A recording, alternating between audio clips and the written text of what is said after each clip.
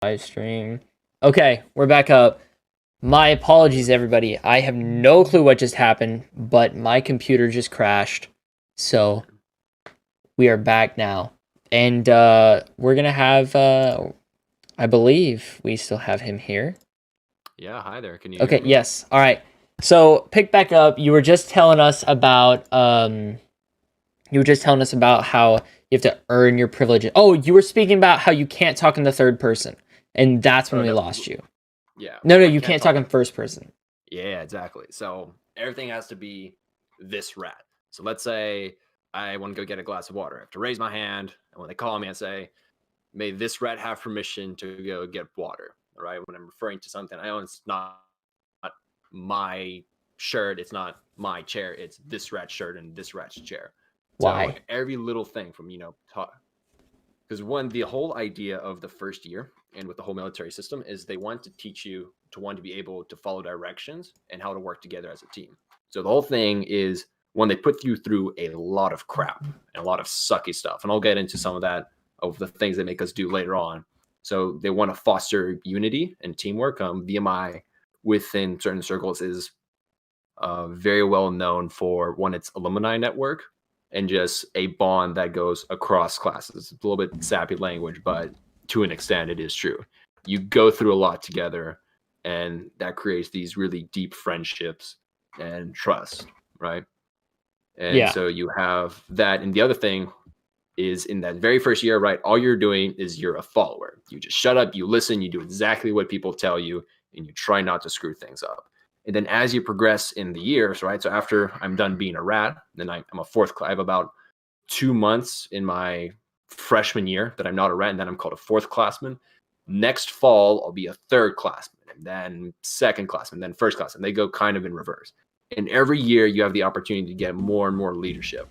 And so they transition you from just someone who's listening to orders, doing what you're told, to the person who's actually issuing them. And so the whole purpose of the rat line and the things they do to us, such as we have to strain and sweat parties and pushing on stoop and all these different things, which I'll go into details and on. Sweat parties? Yeah. So you're going to have to explain that one. All right. I'll go into a little bit of a little sidetrack. I'll see if I can explain it. So even walking normally is a privilege I have to earn. Okay. So if I go outside of walking normally within barracks, like within our dorms, we call them barracks. What? Walk, arms swinging, curving around corners. That is not allowed. So whenever I walk, let's work away from the feet up. I can only take 90-degree turns.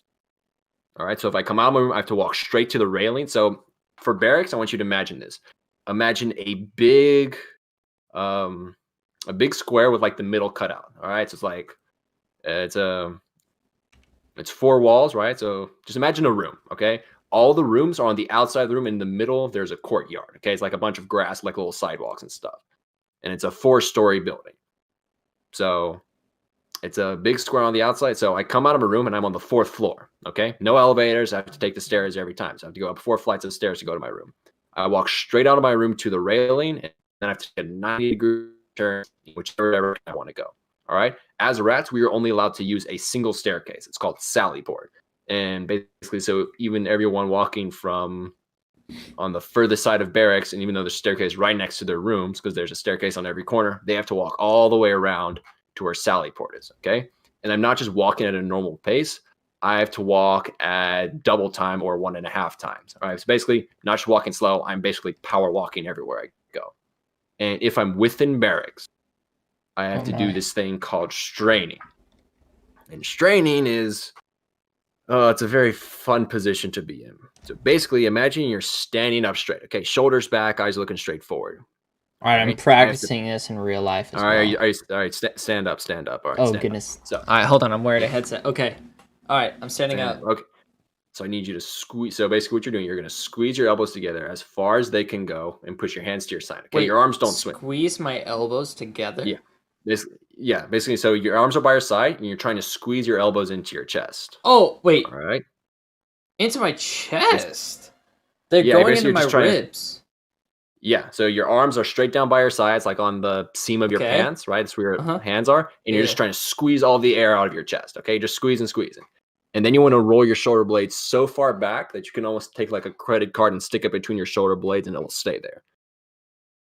Okay. And then what you have to do, give yourself as many double chins as possible. Like push your chin down into your collarbone. Okay. All right, you're pushing it further. I can hear you're not straining. I can hear through your voice you're not straining hard enough. And then you have to push.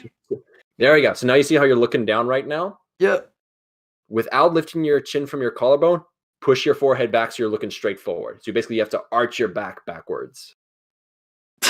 Dude, I would Yeah. laugh if I saw people walking like that. It looks absolutely retarded. It's the most goofiest thing looking Ow. ever. So imagine you're walking around like that, power walking, and trying to run up 4 flights of stairs. That's what I have to do to get back to my room every day, right? And again, only taking 90-degree turns.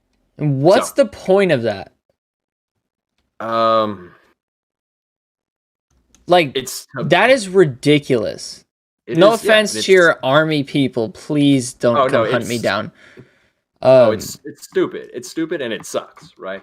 The whole point of it is, I think, right? And I'm not for sure on this, right. but again, it's to break down any sense of individuality. It's one of their big focuses as a rat. It's like you are not a person, you are a rat, and you're no different than the person to your left and to your right.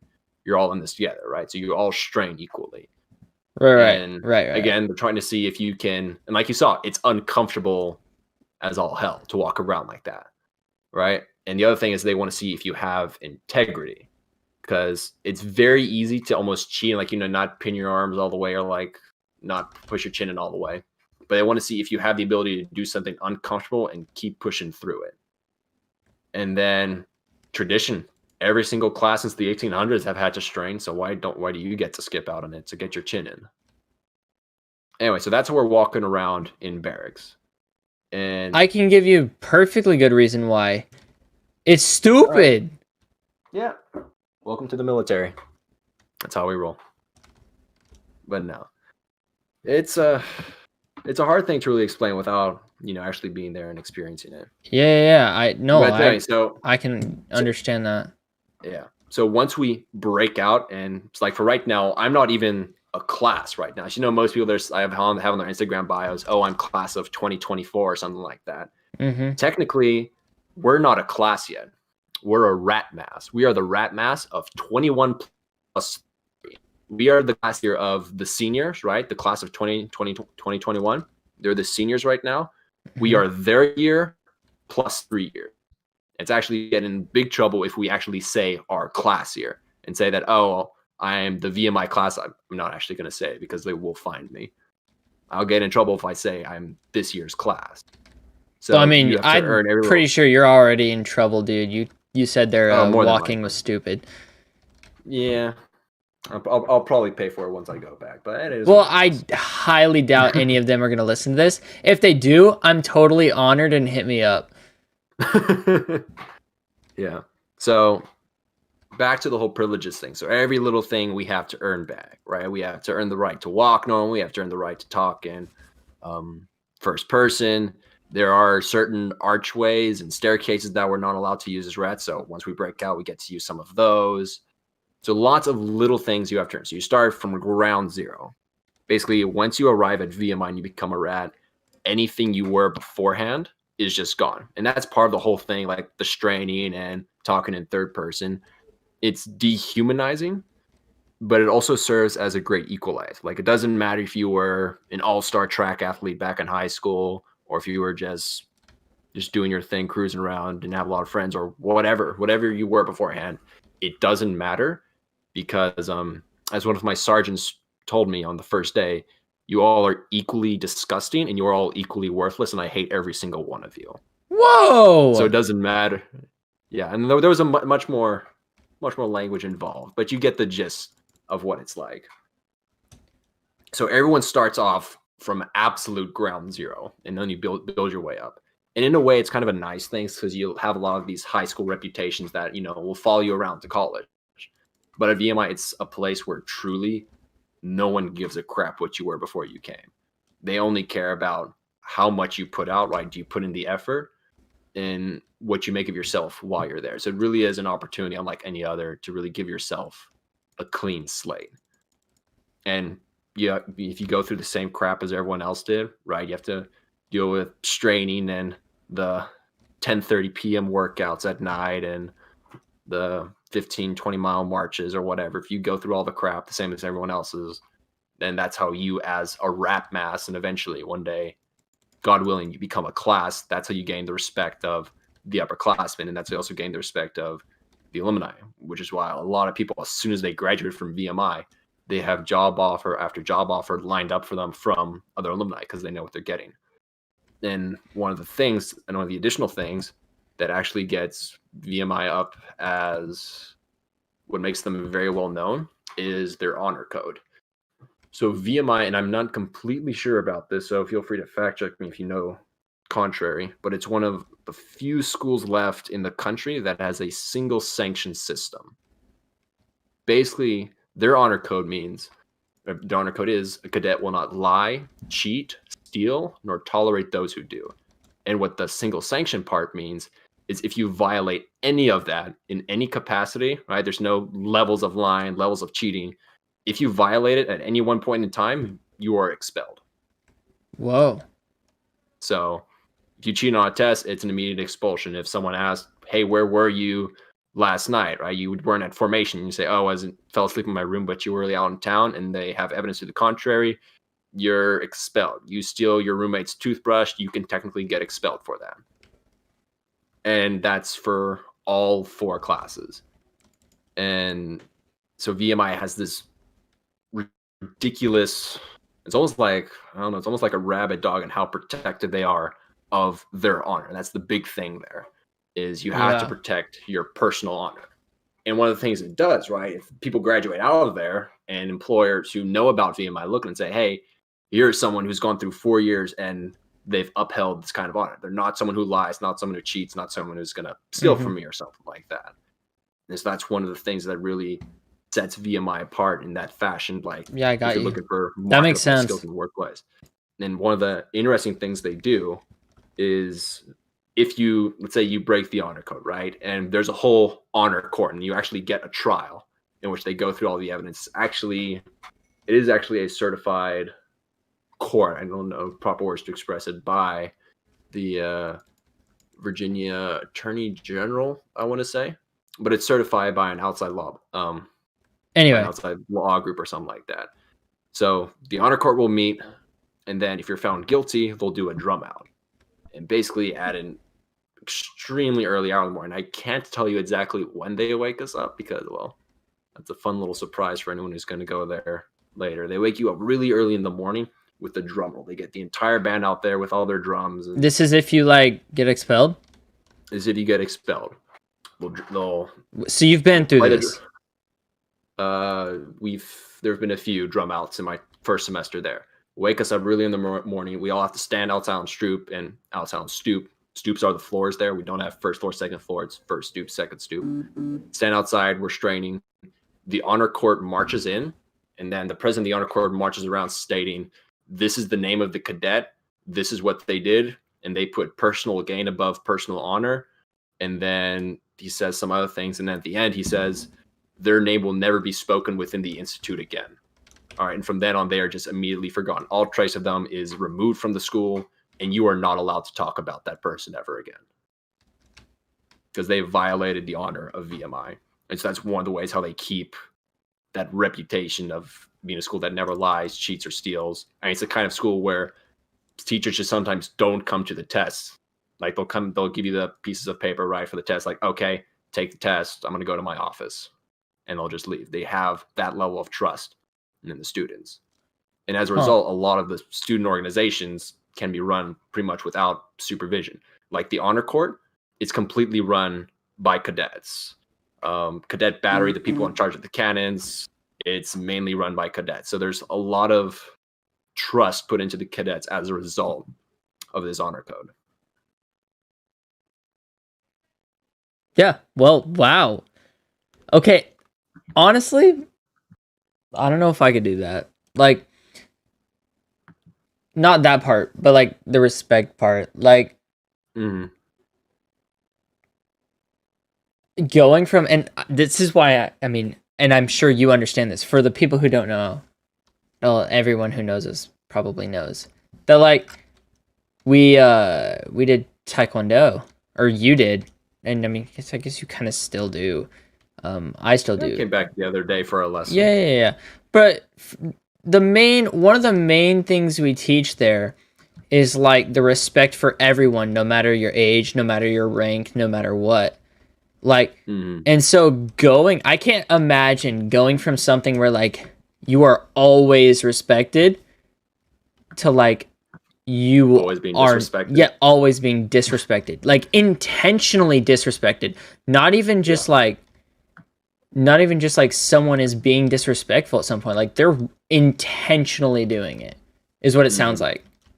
Yeah. Oh, it's absolutely intentional. And one of the fun things is that so we have our cadre, right? And they're the people who are specifically in charge of training us and teaching us. And actually, if you Google rats meet cadre, you'll basically see how they say hi to us. It's this big ceremony in the beginning of Hell Week where you get introduced to them.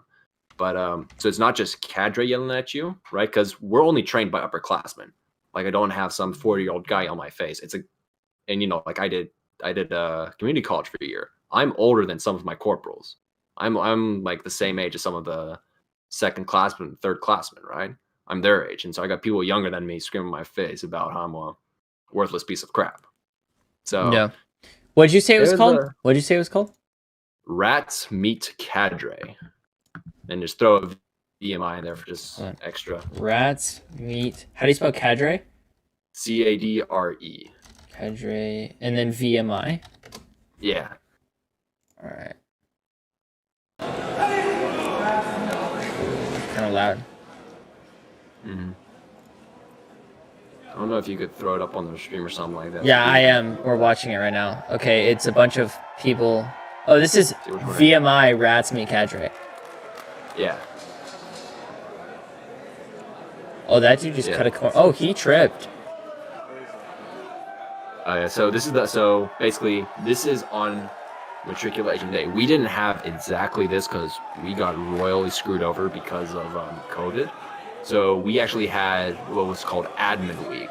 So basically we did like all the administration stuff, getting measured for uniforms and things like that. And we met our cadre at the end of admin week, which is when Hell Week started. So these guys right here in this one, this is on their matriculation. This is on their very first day. They have their gym dike on, which is the like exercise uniform. Those little tags you see on their chest, those are idiot tags. And those basically have their name and which company they belong to and which room they're supposed to be in. So right now, they're marching them all. So they just formed up. Yeah, they're all lining up. Are you watching the same video as me? I'm watching the live stream right now. Oh, I was like, dude, how does he even know? Oh yeah, I've seen all these too, but yeah, if you want to skip forward a little bit, and I think in this specific video you're watching, let me pull it up.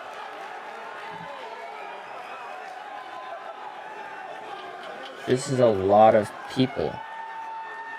Yeah. Oh so man, this guy right here is wimpy. Yeah. Oh boy. That person is just a kid. Oh yeah. That one too. Amazing, like how young some of the people look. Dude, he's gotta be like 12. Oh, they're spreading them out. Everyone's just yelling.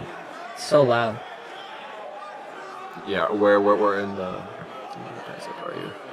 Yeah, if you get to about 5 minutes, that's about where the interesting starts are going to happen. Okay. So right now they're all just walking in, because each of the incoming classes are about 500 people. My class, or my rat mass, is the largest matriculating class. We matriculate with 522.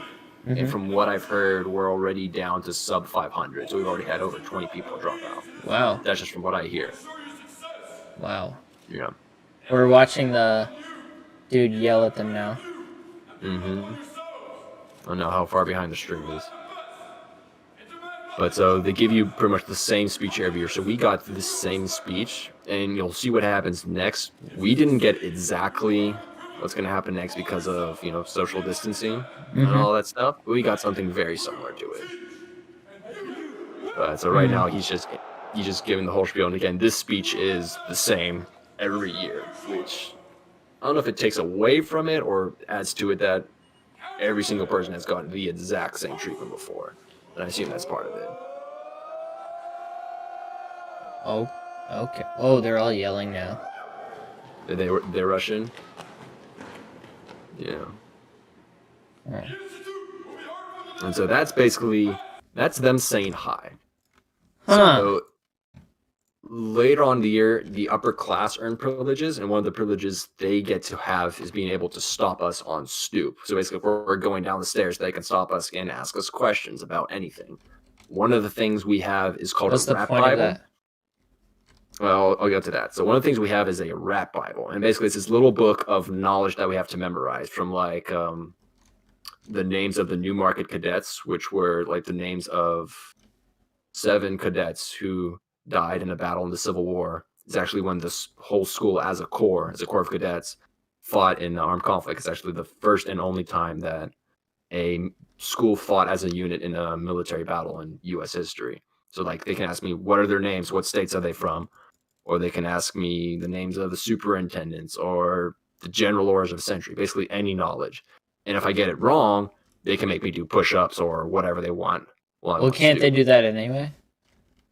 No, not initially. Not initially. That's a privilege that they earn, right? So I don't just get all my privileges at the end of the rat year and then I'm done with it.